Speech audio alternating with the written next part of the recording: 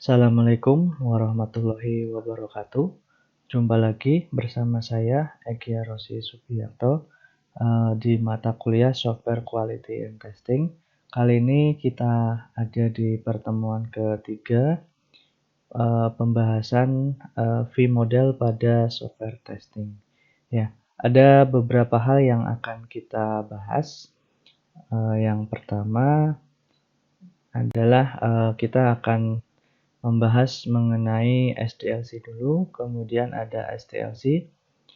Kalau SDLC ini Software Development Lifecycle atau tahapan pengembangan perangkat lunak. Kalau yang kedua ini SDLC Software Testing Lifecycle. Nanti kita akan bahas. Penekanan di materi kali ini kita akan bicara nanti mengenai V-model. Jadi kita bicara mengenai waterfall dulu, kemudian ada masalah yang ditemui berhubungan dengan pengujian di waterfall model, kemudian nanti yang terakhir adalah solusi dengan V-model. Kemudian ada nanti materi tambahan mengenai testabilitas, ya. Oke, sebelum kita ke materi di sini persiapkan dulu. Karena ada tugas yang kedua, ini saya buat kelompok 3 orang ya. Silakan yang pertama pilih anggota kelompok Anda, bebas maksimal 3 orang. 2 orang juga boleh ya, maksimalnya 3. Kemudian setiap kelompok nanti minimal menyiapkan 1 atau 2 lembar kertas. Jadi untuk menjawab pertanyaan ini. Kemudian jawab pertanyaan yang akan muncul pada penjelasan video. Jadi di sini soalnya nanti saya akan menjelaskan, kemudian akan ada beberapa soal ya. Soal ini akan diberi kode soal X, strip X, contohnya soal 1, soal 2, dan soal 3 ya. Jadi nanti akan ada 3 soal. Nah, 3 soal ini silakan masing-masing kelompok nanti menuliskan jawaban di lembar kertas. Ya, cukup perwakilan saja, atau misalkan satu orang menjawab satu soal, kemudian nanti digabung hasilnya, itu juga boleh. Jawabannya ditulis di kertas ya, kemudian untuk jawaban ini bisa didiskusikan dengan anggota kelompok masing-masing ya. Jadi saling berdiskusi satu dengan yang lain. Kemudian hasil jawaban yang sudah dikerjakan ini nanti jawaban tersebut di-scan atau di-foto seperti biasa, lalu upload pada kolom tugas pertemuan ketiga ya. Ini yang upload cukup perwakilan saja, satu orang, jadi tidak harus semua anggota mengupload. Satu kelompok cukup satu orang saja perwakilan ya. Untuk nama file tugasnya diberi nama tugas 2 strip underscore ya, underscore nim 1. Ini 5 digit terakhir saja. Kemudian underscore nim 2 underscore nim 3. Jadi tuliskan nim ini hanya 5 digit terakhir ya, perlu diingat ya. Oke, mohon tugas ini dikerjakan sebaik-baiknya karena tugas kelompok nanti nilainya pun akan sama untuk setiap anggota kelompoknya ya. Jadi mohon kerjasamanya. Oke, untuk ke materi kita akan membahas sebentar lagi. Silakan dipersiapkan dulu untuk tugasnya. Oke, kita kembali sesaat lagi.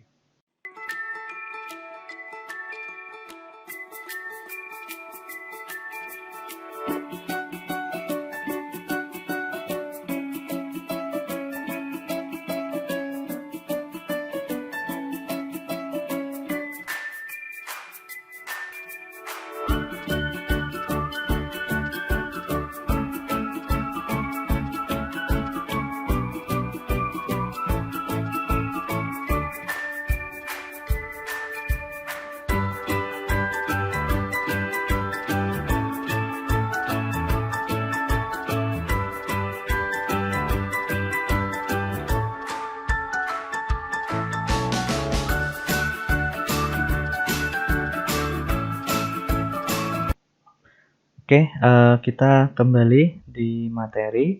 Kali ini kita akan membahas mengenai vModel pada software testing. Oke, kita ke materi yang pertama. Kita bahas dulu apa itu SDLC. Jadi, sebelum kita belajar vModel di sini, mari kita pahami dulu apa itu SDLC atau Software Development Lifecycle. Jadi, di sini SDLC ini siklus hidup pengembangan perangkat lunak yang merupakan aktivitas bertahap yang dilakukan oleh pengembang untuk menganalisis, merancang, dan membangun perangkat lunak berkualitas tinggi. Ya, jadi di SDLC ini ada beberapa tahapan yang sebelumnya sudah kita bahas di pertemuan pertama. Ya, mungkin masih ingat di sini ada pembangunan perangkat lunak ya. Di mana itu ada fase requirement analysis dan definition, kemudian perancangan, implementasi atau pengkodingan, kemudian ada pengujian yang terdiri dari unit, integration, dan sistem, kemudian ada sistem delivery, lalu ada maintenance. Jadi untuk SDLC saya kira sudah paham semua karena ini berhubungan dengan tahapan pembangunan perangkat lunak ya. Di sebelah kiri ada tahapannya, di sebelah kanan ada developer rules-nya atau peran dari analis, desainer, programmer, tester, dan trainer. Oke, selanjutnya setelah kita pahami SDLC, ada SDLC ya atau Software Testing Lifecycle. Di sini SDLC ini terdiri dari serangkaian aktivitas yang dilakukan oleh penguji atau tester secara metodologis untuk menguji produk perangkat lunak ya. Meskipun SDLC ini menggunakan istilah pengujian, ini tidak hanya melibatkan penguji saja ya. Dalam beberapa kasus, mereka harus melibatkan pengembang yang lain ya, seperti analis, desainer ataupun programmer. Dalam SDLC ini test case atau kasus uji dilakukan eksekusi. Ya, ini software testing life cycle. Kemudian kita juga perlu memahami ada namanya waterfall model ya. Jadi dalam salah satu metode pengembangan perangkat lunak yang paling familiar di telinga kita adalah model waterfall ya. Model waterfall ini model sekuensial atau berurutan yang membagi ke dalam fase berbeda dalam aktivitas pengembangan perangkat lunak. Ya, jadi kalau kita perhatikan di waterfall ini bentuk gambarnya adalah seperti air terjun ya. Mungkin kalian juga sudah paham. Setiap tahap dirancang untuk menghasilkan hasil yang spesifik selama aktivitas fase SDLC. Nah, ini di fase waterfall. Untuk fase pengujian dalam model waterfall ini dimulai setelah fase implementasi sistem berhasil dilakukan. Jadi dalam waterfall ini karena berurutan, maka pengujian dilakukan setelah implementasi dilakukan ya. Nah, nanti kita akan bahas ada kekurangan di model waterfall, tapi sebelumnya kita ke vModel. Jadi kita ada juga salah satu model pengembangan perangkat lunak namanya vModel ya, bentuknya seperti huruf V. Jadi vModel ini merupakan ekstensi atau turunan dari model waterfall ya. Berbeda dengan model waterfall, karena kita di sini membahas pengujiannya ya. Jadi di waterfall ini pengujian dilakukan setelah implementasi.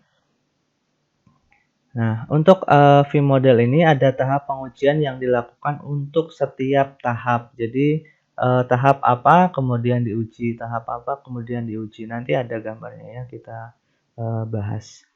Pengujian dalam vModel dilakukan secara paralel dengan SDLC stage ya. Jadi ini tentunya berbeda dengan model yang ada di waterfall. Kemudian di vModel ini pengujian dilakukan sebagai subproyek SDLC. Oke, kita ke bagaimana di sini ada contoh untuk memahami vModel ya. Misalkan Anda diberi tugas untuk mengembangkan perangkat lunak custom oleh untuk seorang atau tim klien di sini. Sekarang terlepas dari latar belakang teknis Anda ya, Anda mau orang akuntansi, mau orang IT, mau orang pendidikan atau apapun, coba dan buat tebakan yang cerdas tentang urutan langkah yang akan Anda ikuti untuk mencapai tugas yang tepat ya.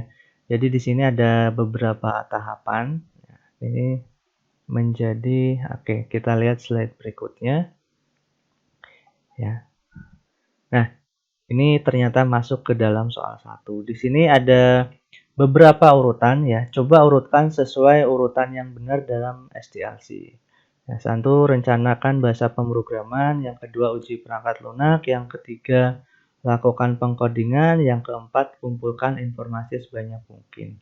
Oke, jadi cara menjawabnya silahkan kalian urutkan mana nomor yang paling dulu, kemudian selanjutnya nomor yang berapa. Misalkan urutannya yang benar 1, 2, 3, 4. Ini kan masih kurang tepat ya. Nah, kalian silakan urutkan sesuai urutan dalam SDLC. Ini soal yang pertama ya, untuk tugas 2 yang berkelompok tadi.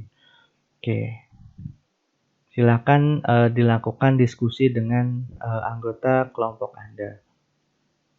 Selanjutnya kita ke masalah ya. Di sini tadi dalam model waterfall ini, seperti yang kalian amati bahwa pengujian dalam model waterfall ini dimulai hanya setelah implementasi selesai ya. Kalau kita perhatikan gambar waterfall itu ya seperti air terjun, jadi dia bertahap ya, dari analisis, kemudian perancangan, implementasi, setelah itu baru dilakukan pengujian. Nah, jika Anda bekerja dalam proyek yang besar di mana sistemnya rumit, ini akan mudah saja untuk melewatkan detail utama dalam fase persyaratan itu sendiri. Nah, dalam kasus seperti itu, produk yang sepenuhnya salah akan dikirim ke klien dan Anda sebagai developer mungkin harus memulai lagi atau dengan proyek, atau jika Anda berhasil mencatat persyaratan dengan benar, tapi membuat kesalahan yang serius dalam desain dan arsitektur perangkat lunak Anda, maka Anda harus mendesain ulang seluruh perangkat lunak untuk memperbaiki kesalahan tersebut ya. Karena di model waterfall ketika ada terjadi kesalahan ya, di situ kita harus memperbaiki. Misalkan di fase requirement ya, nanti fase requirement-nya diperbaiki dulu, kemudian kita desain lagi, kemudian kita implementasikan lagi, baru diuji. Nah, ini ternyata menjadi sebuah masalah ya, karena di model waterfall ini dia bisa dilakukan pengujian kalau implementasinya sudah selesai. Nah, tapi ketika ada perubahan desain, maka kita implementasikan lagi, kemudian baru kita bisa uji lagi. Nah, inilah masalah dalam model waterfall. Oke, selanjutnya, nah ini ada masalah dalam model waterfall. Ini penilaian ribuan proyek telah menunjukkan bahwa cacat yang ditimbulkan selama persyaratan dan desain mencapai hampir setengah dari jumlah total cacat. Nah, itu. Selain itu, biaya perbaikan cacat meningkat sepanjang siklus hidup pengembangan ya. Semakin fasenya semakin mendekati ke pengujian, maka perbaikannya pun akan semakin meningkat. Semakin awal siklus hidup sebuah cacat terdeteksi, jadi kita mendeteksi cacat di awal, maka ini perbaikannya akan semakin murah. Nah, di sini ada soal 2, jelaskan maksud gambar di bawah ini. Nah, ini ada gambar yang berasal dari National Institute of Standard and Technology. Coba kalian jelaskan. Yang sebelah kiri ini biayanya, yang sebelah bawah ini adalah fasenya ya, fase pengembangan perangkat lunak. Nah, coba kalian jelaskan, diskusikan dengan kelompok kalian. Kira-kira maksud dari gambar ini seperti apa? Silakan dijelaskan dengan deskripsi dan kata-kata masing-masing kelompok ya. Ini kita modelnya diskusi ya. Ini soal yang kedua. Selanjutnya kita ke solusi ya. Jadi dari masalah yang ditimbulkan atau masalah yang muncul pada model waterfall tadi, jadi pengujian hanya bisa dilakukan setelah implementasi selesai. Di sini dengan adanya V-model ya, pengujian model V atau V-model ini dikembangkan di mana setiap fase dalam siklus hidup pengembangan ada pengujian yang dilakukan. Nah, kita bisa lihat dari gambarnya. Nah, untuk solusi dengan V-model di sini saya jelaskan sekilas. Sebelah kiri ini adalah fase SDLC, kemudian sebelah kanan adalah model dari STLC ya, Software Testing Lifecycle. Jadi, kalau kita perhatikan ini huruf seperti huruf V. Jadi coba di sini ada soal 3. Berdasarkan pemahaman Anda, jelaskan V-model di bawah ini ya sebagai solusi dari masalah di waterfall. Jadi tadi intinya pengujian di V-model ini bisa dilakukan per fase. Ya, berbeda dengan yang waterfall. Kalau waterfall tadi pengujian dilakukan setelah implementasi, tapi kalau di model bisa dilakukan per fase. Nah, untuk gambar ini silakan kalian diskusikan antar anggota kelompok yang sudah kalian pilih bertiga tadi. Apa maksud dari V-model seperti ini? Silakan dijelaskan, kemudian ditulis di kertas yang sudah disediakan. Oke, jadi ada 3 soal ya. Yang pertama tadi ada soal mengenai SDLC, kemudian yang kedua ada tadi ada masalah di waterfall, kemudian yang ketiga ini dengan V-model. Oke, bisa kalian jawab ya. Oke, selanjutnya, nah ini ada materi tambahan. Jadi untuk V-model seperti itu. Jadi maksudnya untuk membandingkan, kita tekankan di sini adalah pengujian yang dilakukan ya. Perbedaan antara model waterfall dengan V-model. Lebih efektif mana? Kita sesuaikan dengan konteks pengembangan perangkat lunaknya. Selanjutnya di sini ada materi tambahan mengenai testabilitas. Jadi apa itu testabilitas? Di sini testabilitas perangkat lunak merupakan seberapa mudah sebuah program komputer untuk dapat diuji. Nah, ada beberapa parameter seperti operability, observability, controllability, sampai understandability. Oke. Penjelasannya kita bahas satu persatu. Yang pertama ada operability dulu.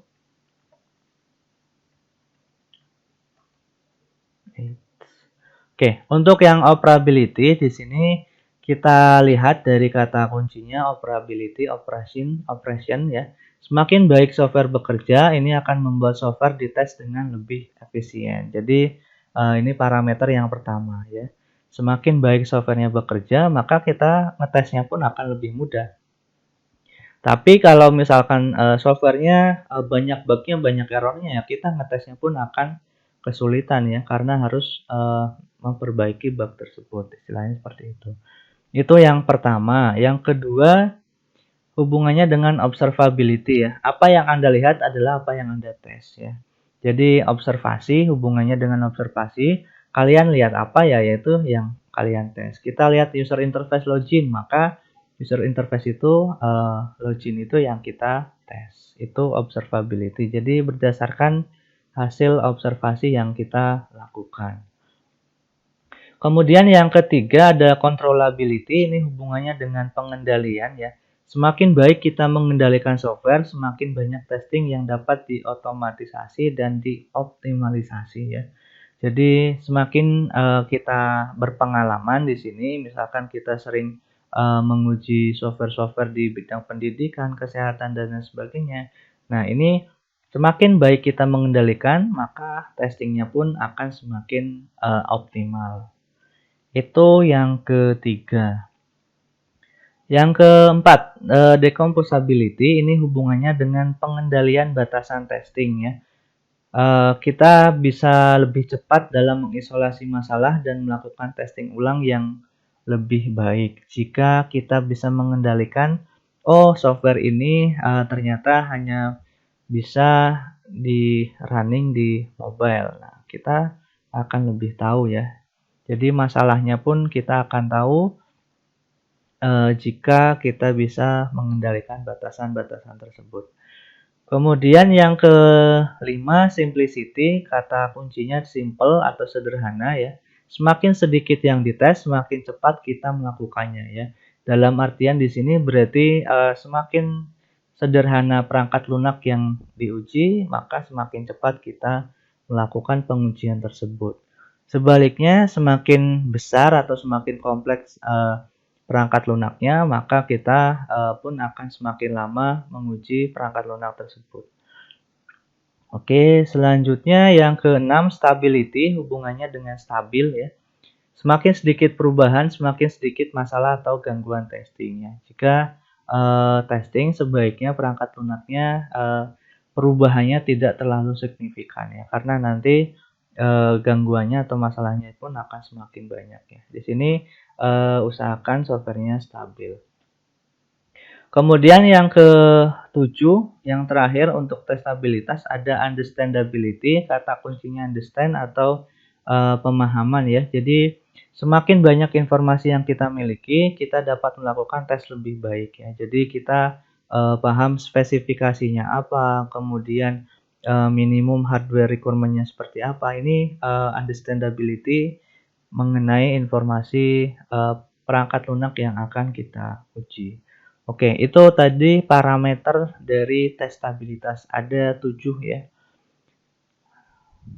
Nah, kesimpulannya untuk V-model tadi, ada banyak model siklus hidup pengembangan tadi seperti waterfall, kemudian V-model, ada agile, prototyping, dan lain sebagainya. Nah, model pengembangan yang dipilih untuk satu proyek ini bergantung pada maksud dan tujuan proyek tersebut.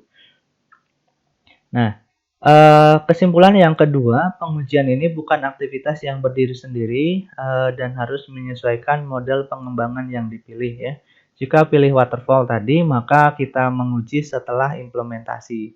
Tapi jika kita menggunakan V-model, maka kita menguji setelah fase 1 selesai tadi ya, modelnya seperti V ya. Tadi yang seperti akan kalian jelaskan. Kemudian dalam model apapun, pengujian harus dilakukan di semua tingkat, memulai dari persyaratan hingga maintenance atau pemeliharaan. Oke, ini kesimpulannya ya. Untuk referensinya, referensi utama seperti biasa dari Software Testing Learn in One Day, Krishna Rongta 2019, dan beberapa referensi yang lain. Oke, demikian yang dapat saya sampaikan untuk pertemuan ketiga ini. Jika ada pertanyaan, boleh ditanyakan pada komen video di bawah ini. Kurang lebihnya saya minta maaf. Terima kasih. Wassalamualaikum warahmatullahi wabarakatuh.